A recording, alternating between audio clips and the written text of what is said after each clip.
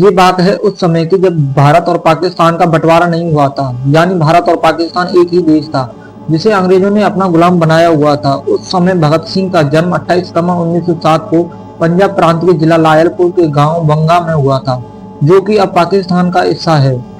दोस्तों, भगत सिंह के पिता का नाम सरदार किशन सिंह और माता का नाम विद्यामती कौर था। भगत सिंह के पिता और चाचा अजीत सिंह भी एक सक्रिय सेनानी थे। भगत सिंह के परिवार के सभी लोग बड़े वीर और साहसी थे। एक बार की बात है, जब वो अपने पिता के साथ खेत में गए तो उन्होंने अपने पिता से सवाल किया कि पिताजी, ये खेत में आप क्या करते हैं? तो उन्होंने कहा, हम लोग बीज बोते हैं जिससे फसल होती है और ढेर सारा अनाज मिलता है। इस पर उन्होंने अपने पिता से सवाल किया कि ऐसा ही है तो आप लोग खेत में बंदूकें क्यों नहीं बोते, ताकि अंग्रेजों को मारने के काम भी आए और हमारे पास ढेर सारी बंदूकें होंगी तो हम डटकर अंग्रेजों का सामना कर पाएंगे।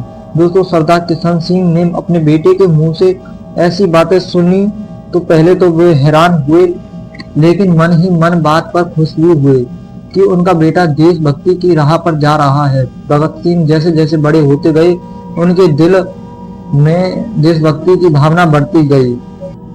13 अप्रैल सन 1919 ये वो दिन जिस दिन कुछ ऐसा हुआ जिसने भगत सिंह के दिल और आत्मा को झंझोर कर रख दिया और उनके मन में अंग्रेजी हुकूमत के खिलाफ आक्रोश भर दिया, क्योंकि इस दिन भारत के इतिहास का सबसे क्रूर नरसंहार हुआ था। दोस्तों, ये घटना थी पंजाब प्रांत के अमृतसर के स्वर्ण मंदिर के निकट स्थित जलियांवाला बाग में हुआ हत्याकांड की, जिसमें अंग्रेजी अधिकारी जनरल डायर ने रोलेट एक्ट विरोध में हो रही एक सभा पर बिना किसी चेतावनी के भीड़ में खड़े मासूम लोगों पर गोली चलाने का आदेश दे दिया और इस घटना में 1000 से भी ज्यादा लोग मारे गए थे। और जब भगत सिंह ने इस घटना के बारे में सुना तो वो लगभग 20 किलोमीटर पैदल चलकर घटना वाली जगह पर पहुंचे और वहां पर पहुंचकर जो उन्होंने देखा वो बहुत ही दर्दनाक था। और उस दिन से उन्होंने वीर शहीदों का बदला लेने की ठान ली और खून से सनी हुई मिट्टी मुट्ठी में भरकर घर ले आए और उस समय उनकी उम्र मात्र 12 साल थी। 1 अगस्त 1920 ये वो दिन था जब महात्मा गांधी ने असहयोग आंदोलन की शुरुआत की थी, जिसके अनुसार उन्होंने कहा कि कोई भी हिंदुस्तानी ब्रिटिश सरकार का साथ ना दे, हर सरकारी नौकर नौकरी छोड़ दे, मजदूर फैक्ट्रियों में ना जाएं, बच्चे सरकारी स्कूल में ना जाएं, कोई भी किसी तरह का टैक्स ना दे और कोई भी विदेशी कपड़े ना पहने, सभी जला दें। किसी भी उनका मकसद था कि भारत में ब्रिटिश सरकार का सारा काम रुक जाए। उन्होंने लोगों को विश्वास दिलाया कि अगर सब लोगों ने मिलकर ऐसा किया तो भारत को 1 साल के अंदर आजादी मिल जाएगी। दोस्तों, भगत सिंह के परिवार के लोग महात्मा गांधी के विचारों से बहुत प्रेरित थे और वो साथ ही भारतीय राष्ट्रीय कांग्रेस और उनके असहयोग आंदोलन का भी समर्थन करते थे और बहुत ही कम उम्र में भगत सिंह महात्मा गांधी के असहयोग आंदोलन से जुड़ गए और बढ़ चढ़कर उसमें हिस्सा लिया और यहाँ तक कि उन्होंने गांधी जी की मांगों का साथ देते हुए ब्रिटिश सरकार के द्वारा प्रायोजित किताबों को जला दिया। 5 फरवरी सन 1922 को गोरखपुर जिले के चोरी चौरा नामक स्थान पर जबरन एक जुलूस को रोकना चाहा, जिसकी वजह से जनता ने गुस्से में आकर थाने में आग लगा दी, जिसमें एक थानेदार और 21 सिपाहियों की मौत हो गई। और इस बात से गांधी जी ने नाराज होकर अपना असहयोग आंदोलन ये कहकर वापस ले लिया कि स्वतंत्रता के लिए अभी हमारा देश पूरी तरह से तैयार नहीं है। दोस्तों, गांधी जी का असहयोग आंदोलन रद्द कर देने के कारण भगत सिंह के मन में गांधी जी के प्रति रोष उत्पन्न हो गया, लेकिन पूरे राष्ट्र की तरह वो भी महात्मा गांधी जी का सम्मान करते थे। मगर उन्होंने गांधी जी अहिंसात्मक आंदोलन की जगह हिंसात्मक क्रांति का मार्ग अपनाना सही समझा। उन्होंने जुलूसों में भाग लेना शुरू कर दिया और कई क्रांतिकारी दलों में सदस्य बने। उनके दल के प्रमुख क्रांतिकारियों में चंद्रशेखर आजाद, सुखदेव और राजगुरु इत्यादि थे।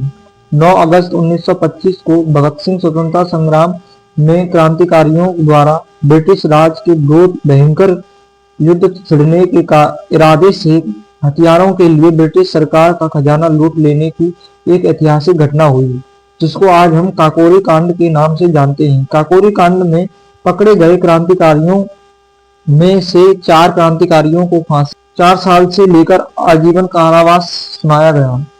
इस बात से भगत सिंह इतने ज्यादा क्रोधित हुए कि उन्होंने 1928 में अपनी पार्टी नौजवान भारत सभा हिंदुस्तान रिपब्लिक एसोसिएशन में विलय कर ली और उसे एक नया नाम दिया, हिंदुस्तान सोशलिस्ट रिपब्लिक एसोसिएशन।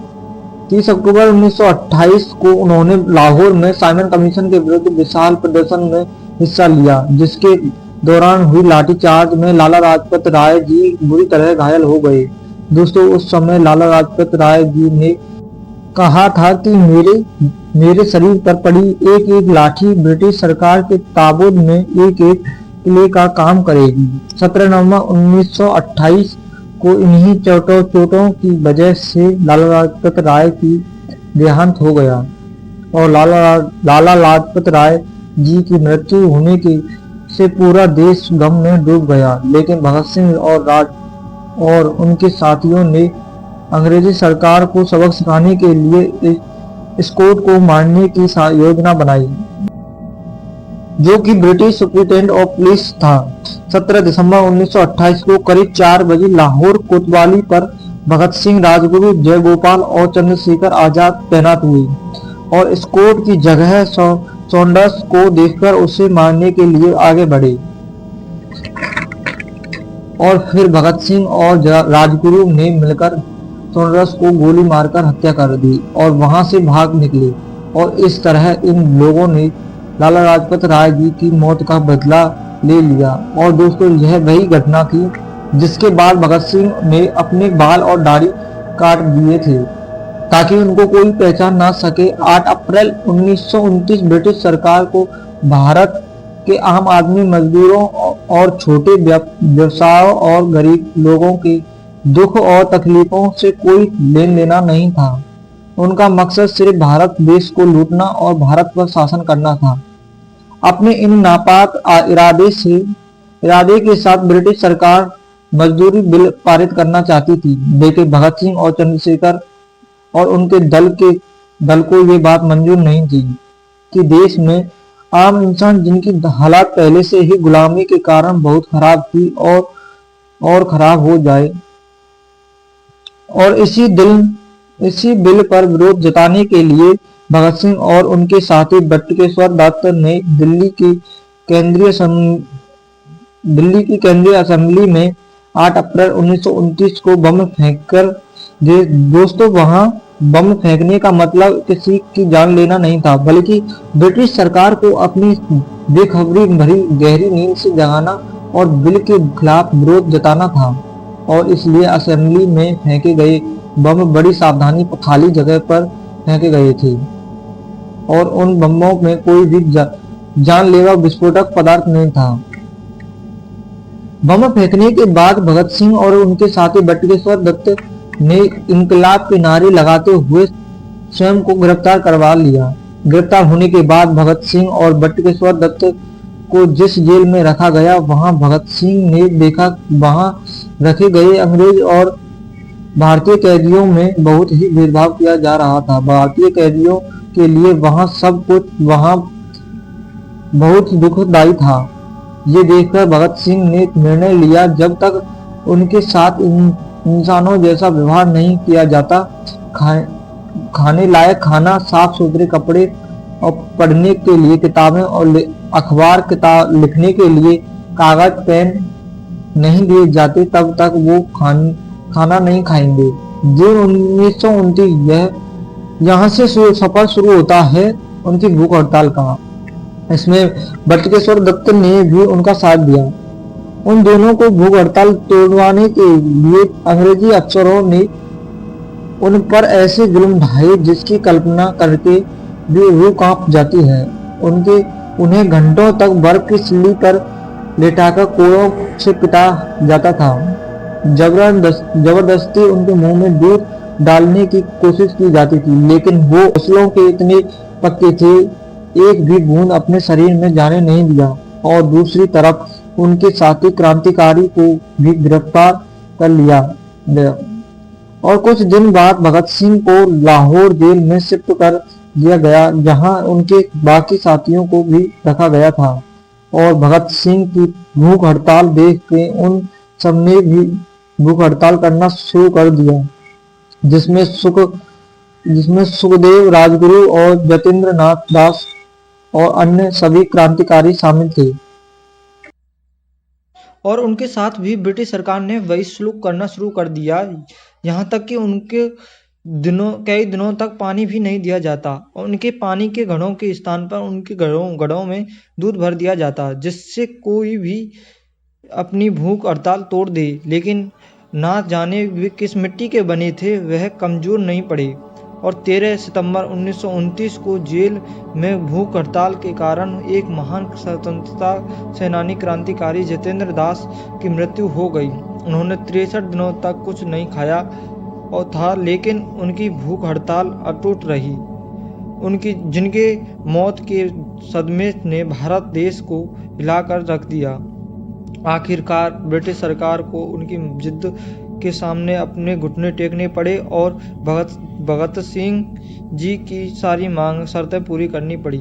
5 अक्टूबर सन 1929। और क्या आप जानते हैं कि भगत सिंह और बटुकेश्वर दत्त ने अपनी भूख हड़ताल पूरे 116 दिन के बाद 5 अक्टूबर सन 1929 को तोड़ी थी और भगत सिंह का वजन 60 किलो था। इस भूख हड़ताल के बाद उनके वजन में 6 किलो कम हो गया। 26 अगस्त 1930 को अदालत ने भगत सिंह को भारतीय दंड संहिता की धारा 129, 302 और विस्फोटक पदार्थ अधिनियम की धारा 4 और 6F और IPC की धारा 120 के अंतर्गत अपराधी सिद्ध किया। 7 अक्टूबर 1930 को अदालत के द्वारा फैसला सुनाया गया, जिसमें भगत सिंह, सुखदेव और राजगुरु को फांसी की सजा और सभी अन्य क्रांतिकारी को आजीवन कारावास की सजा सुनाई गई। 23 मार्च 1931 फांसी का दिन। फांसी देना का दिन सुबह 24 मार्च 1931 को रखा गया था, लेकिन भारतीय जनता में भगत सिंह की फांसी को लेकर काफी आक्रोश भरा हुआ था। इसलिए अंग्रेजों ने उनकी 23 मार्च 1931 को ही फांसी देने का फैसला लिया। और जब जेल में अधिकारियों ने जब भगत सिंह को ये सूचना दी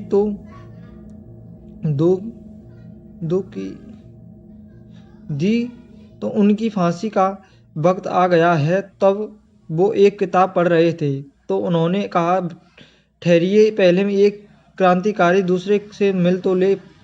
पुस्तक रखकर 1 मिनट बाद बोले, अब चलो। फांसी पर जाते भगत सिंह, सुखदेव और राजगुरु तीनों मस्ती में गाना गा रहे थे और फांसी के तख्ते पर खड़े होकर उन्होंने जोरदार से इंकलाब के नारे लगाए। वो लोग बहुत खुश थे क्योंकि वह देश के लिए कुर्बानी देने का जा रहे थे। और 23 मार्च 1931 की शाम को 7:33 पर उन्होंने फांसी दे दी गई और भगत सिंह, सुखदेव, राजगुरु हमेशा के लिए अमर हो गए।